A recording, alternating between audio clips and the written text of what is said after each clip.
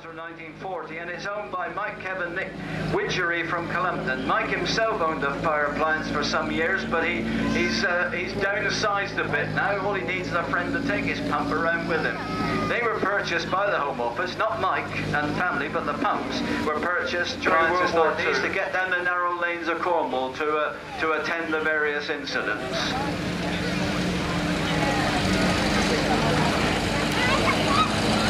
Some of you might recall Jethro's story about his time with a fire engine, but it's too long to repeat now. Number 3's going to wander off again.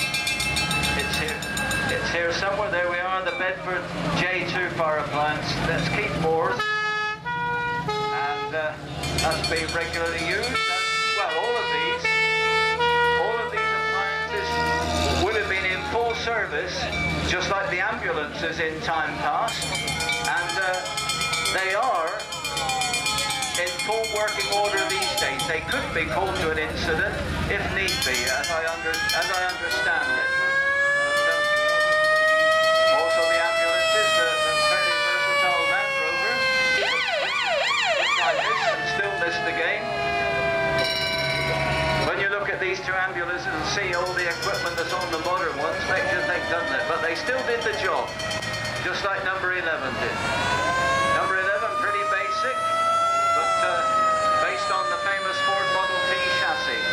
Very interesting machine.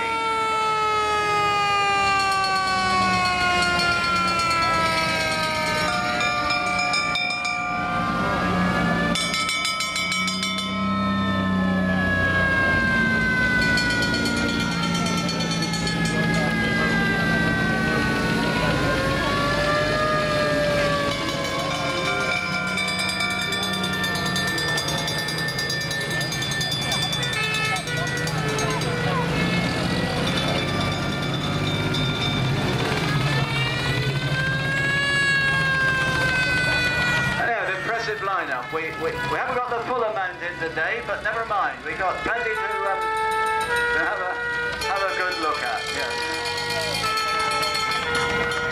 Number 9, the BMC ambulance from 1969, Stuart Shepherd's, 4-litre petrol engine, 4-speed crash box.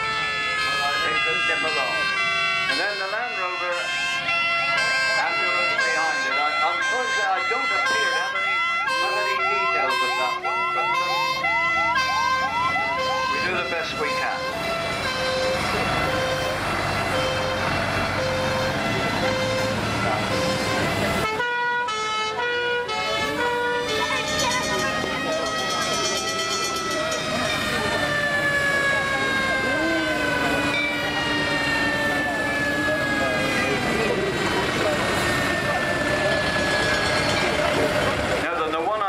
I found it. It was the 1971 Range Rover ambulance. You can see at the far end of the commentary box. I apologies to the owners for being a bit slow, but it is number 8.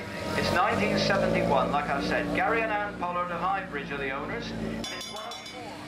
Mike Smith of Columpton is the owner. One of 2 centre standing motors in Halifax. 4 a conversion, 2 a fire engine by the Earl of Derby. It was used on his estate for some years, about 24 years, then bought by Manchester Garages, where it stayed until 85. The Ford Garage in Coventry bought it, and then with the last 2 owners it travelled to many rallies, and now Mike is the current owner, and it hopes to continue, he hopes to continue the tradition. A very unique machine there, unique and rare. Pretty basic, but it did the job at the Earl of Derby's estate. And number 4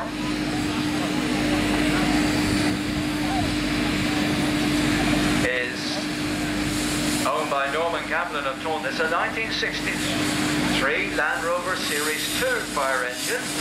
It started its life with BOCM Mills in Bristol and went into the Bristol Museum. The present owner has had it, Norman Gamblin has had it for the past 10 years.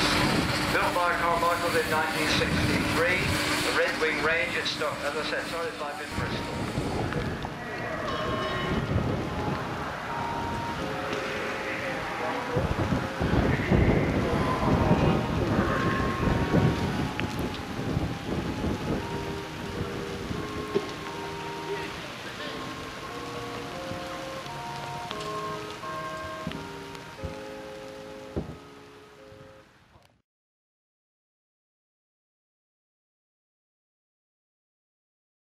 So this is the, what do you actually call this gauge then? Well, 7 1/4 inch gauge. 7 1/4, 7 1/4, yeah. It's quite a widely used gauge. I mean, the Moors Valley Railway at Ringwood. Right. The Moors Valley Country Park uses this gauge, and Picorama, famous Picorama. Oh yes, that's the same one. Yeah. Same gauge. And where did this loco actually come from originally? Well, rumour has it was started by the original designer of the Tinkerbell class, Roger Marsh. He didn't complete it. It was completed by a bloke called John Bayliss, who extended the boiler. Obviously, a standard Tinkerbell boiler is considerably shorter than that. Right. Also fitted it with a locomotive boiler, converted it to a locomotive boiler, as opposed to a marine one. All right, yeah. Extended the frames, made it a 242 as opposed to the normal 042 rearrangement. Put a bigger cab on it, etc. This is the owner coming now, is it? The owner, yeah. All the way from Bristol then? That's right. Well done. It's only 40 miles. Yeah. Only 40 miles. Yeah, that's pretty good. She goes a lot further than that. Yeah. Up in Shropshire like 2 weeks ago. Right, good. How do you actually transport it then? Have you got a specialised lorry? Just on a trailer. Just on a trailer? Custom trailer. Go. Designed to take the loco. Very finely balanced. Yeah, but I mean, how heavy is it? Half a tonne. Unladen, she's half a tonne. Cool. Fully filled at 3/4. What, do you drive it up on a ramp or something? I winch it. Yeah. Right. Yeah, we've got a winch and a ramp. Yeah. And we I take think it. I want to drive her. We take her up through 9 No. inches height, which is more than enough. Yeah. We don't like to take her up through any height really. Yeah, pity you're not turning away all the customers. I suppose it's this weather that's to blame. We've certainly been busier. Yeah. Been a pretty poor turnout, hasn't it? So far, only perhaps things have changed later. No. No, it looks a little bit set to my liking though. It does look a bit set, doesn't it? Yuck. What a summer we've had this year. Or at least we haven't had one at all. We just had a week of it, I think. Yeah. A couple of weeks. Well, sadly, the rain has got much worse, as it tends to this year. So I'm taking shelter in Dixie. And if I'm lucky, there might be some sandwiches and a nice drink in here. Waiting until the rain has stopped. It's come on even worse now. Not many people walking around at all. I'll tell you what, I saw Gordon, but I don't know Gordon, and Gordon knows me, of course. Your friend Gordon who put some magazines in. All right, yes. If I walked past him, first of all, he looked at me and smiled, and I thought, oh, It's not the rabbit speaking, it's my wife. A rabbit? He recognised you, did he? I don't know anything. All right. Famous girl there on the YouTube. I walked past him again later, and he smiled again, and I said, you must know, he said, something, I can't remember what he said now. So in the end, I twigged, and I said, are you Gordon? He said, yeah. Nice chap. Yeah. Well, look at this. He said he liked to see your sunset video. Good. I just met for Firebucks Flyer, the chap who was driving the trams at sea. He's a nice chap too. Oh yeah. I recognise him, did you? Well, he's driving that miniature locomotive down there. But there's no customers crossing this weather. God, look at it out there. There's a bit of shelter somewhere.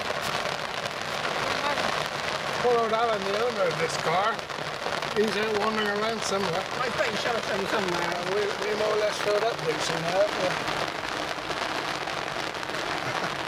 Even the other people in the other car next to us in the I Morrison. better phone them and tell where we are. Yeah. I'm going home soon.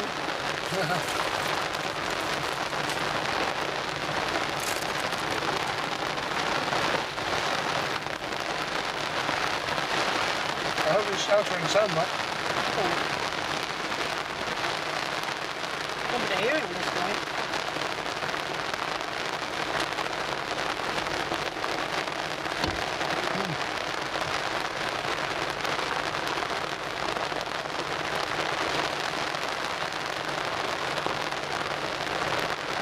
You probably can't hear his phone for Oh a yeah, while. Mike and I are sat in your car sheltering from this horrible rain.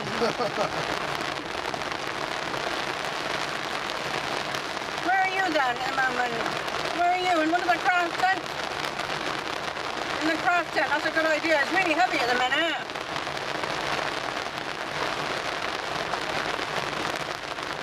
Yeah, it started and then it went off, and I was by the refreshments place, and I walked over, and Mike was, I arranged to meet Mike at 12 o'clock in your car. So I was a bit late. It's absolutely tipping down here in a minute.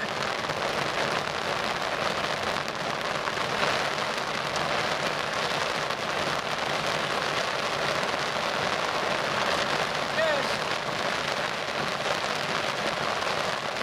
It's really loud on your car, isn't it? Ever so loud.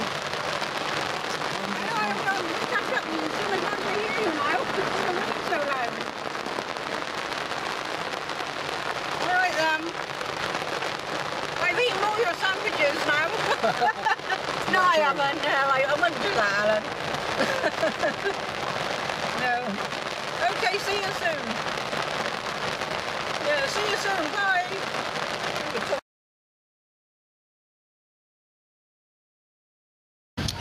No, we're not by the seaside, we're at Norton Fitzwarren at the West Somerset Railway, Vintage and Classic Rally,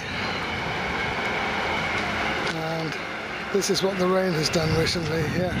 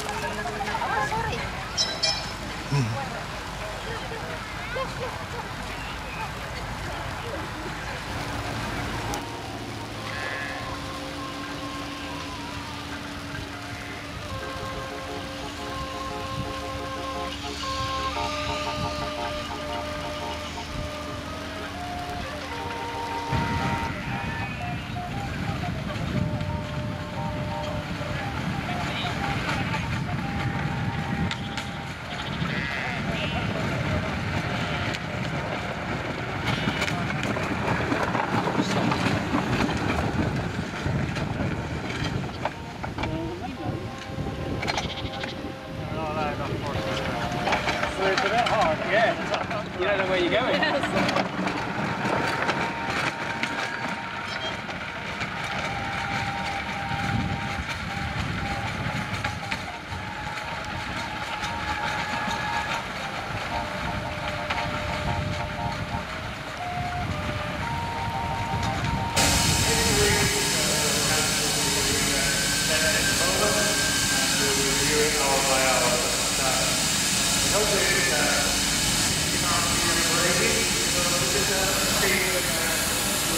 Situations when they are